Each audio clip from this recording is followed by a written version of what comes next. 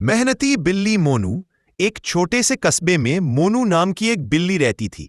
वह बहुत गरीब थी। उसका मालिक रमेश एक गुस्सैल आदमी था। मोनू उसके घर में रहती थी, पर रमेश उसे बिल्कुल पसंद नहीं करता था।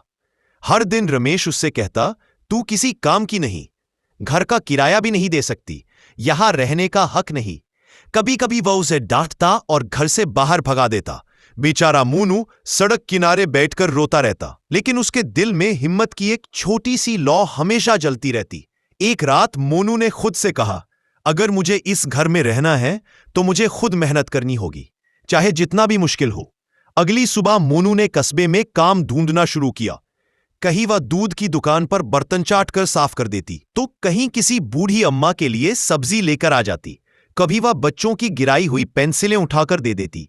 हर कोई मोनू की मेहनत देखकर उसे थोड़ा थोड़ा इनाम देता, कभी 2 रुपए, कभी 5 रुपए, कभी 1 रोटी।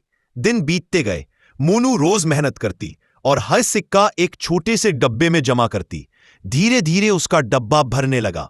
1 महीने बाद मोनू अपने संघर्ष की कमाई लेकर रमेश के घर पहुंची। वह बोली, मालिक, मैंने घर का किराया जमा कर लिया है, अब मैं यहां रहने की हकदार हूं। रमेश पहले तो हैरान रह गया। उसे विश्वास नहीं हुआ कि एक छोटी सी बिल्ली इतना मेहनत कर सकती है। उसके दिल में मोनू के लिए पहली बार नरमी आई। उसने पैसे लिए और धीरे से कहा, मोनू, तुमने तो इंसानों से ज्यादा हिम्मत दिखाई है, अब यह घर तुम्हारा भी है। उस दिन से मोनू का जीवन बदल गया। अब लोग उसे काम से नहीं, सम्मान से पहचानते थे। मोनू अपनी बचत से दूसरे गरीब जानवरों की मदद भी करने लगी। कभी किसी पिल्ले को खाना, कभी किसी घायल चिड़िया को दवा।